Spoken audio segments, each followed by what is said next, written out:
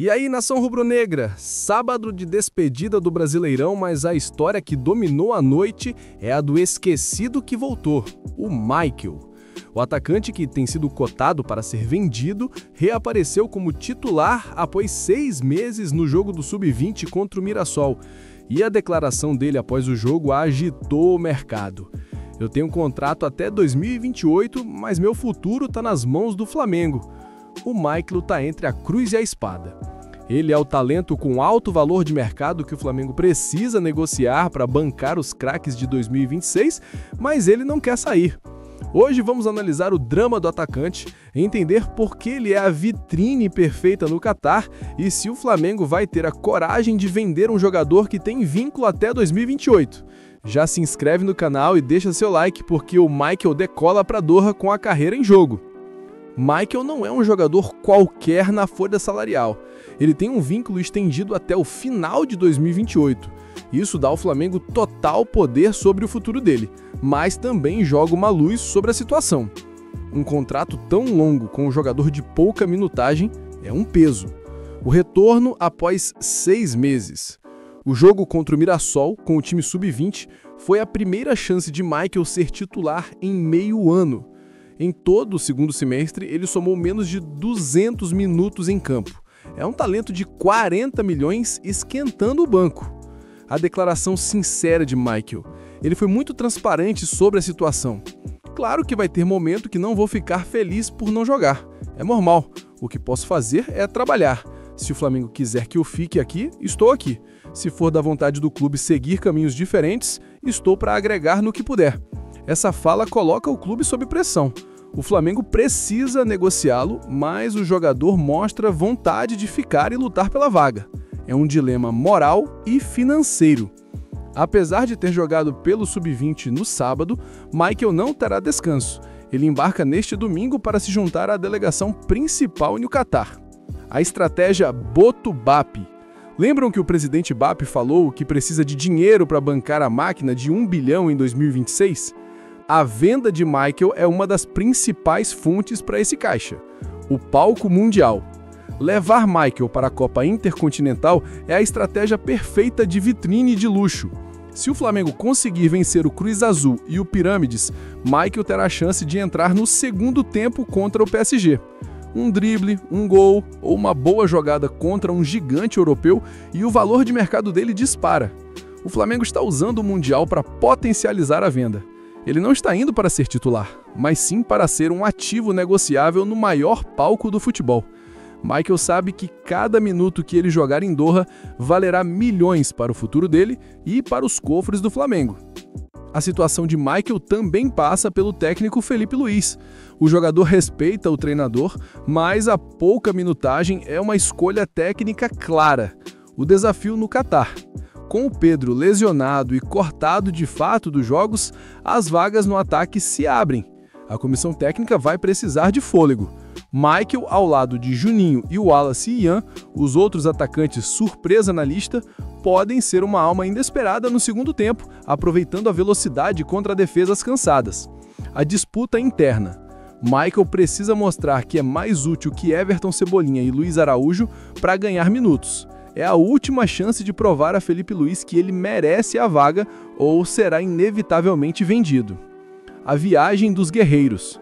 Michael não está sozinho nessa ponte aérea de sacrifício. Ele viaja com Diogo Alves, Everton Araújo e Wallace e Ian, os outros jogadores que participaram do Brasileirão Sub-20 e que agora vão direto para o Mundial.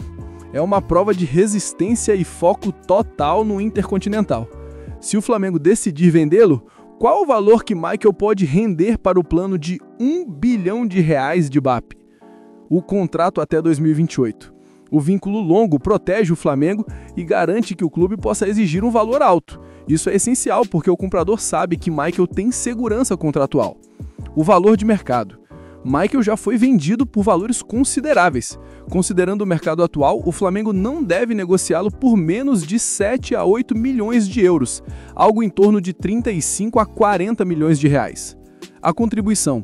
Uma venda de 40 milhões de reais seria uma excelente forma de abrir o caixa de 2026. Michael é um dos ativos negociáveis mais sólidos do elenco e sua saída não abalaria o esquema tático principal, mas daria uma contribuição valiosa para que o Flamengo possa ir atrás de outro craque sub-25 conforme a estratégia de BAP.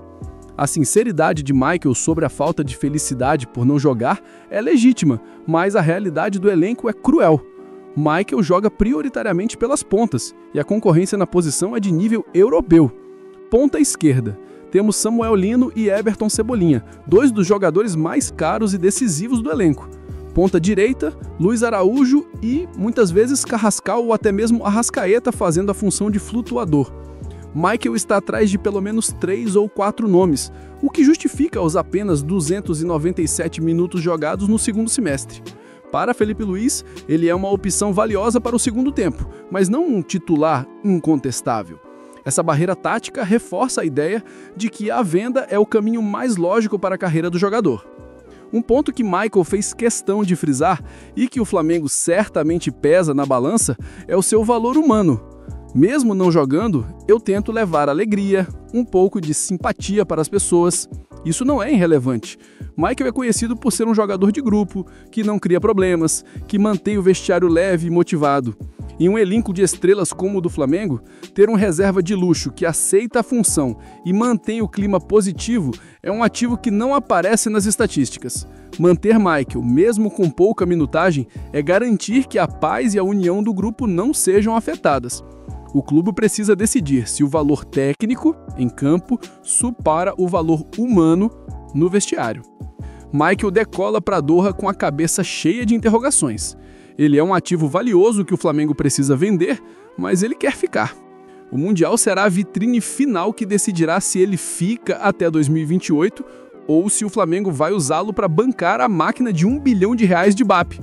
Eu quero saber de você, nação rubro-negra. O Flamengo deve vender Michael para ter caixa ou deve mantê-lo no elenco mesmo com pouca minutagem por ser um jogador importante para o grupo? Comenta aqui. E se a gente estava falando de planejamento para o futuro, o passado e o presente do Flamengo nos dá mais um motivo para levantar a taça. A máquina rubro-negra de 2025 acaba de bater um recorde histórico no Brasileirão que prova que esse time é simplesmente insuperável. O Flamengo não só ganhou o NA Campeonato, ele humilhou a concorrência. Mesmo com um empate de 3-3 no último jogo contra Mirassol, com o Sub-20, o rubro-negro encerrou sua participação no Campeonato Brasileiro com um saldo de gols inacreditável de mais 51. Os números da hegemonia. Gols marcados, 78. Gols sofridos, 27. Um saldo de mais 51 é o atestado de que o Flamengo foi o time mais consistente, ofensivo e defensivamente sólido da competição. Isso significa que, nem média, o Flamengo terminava os jogos com mais de um gol de vantagem sobre os adversários.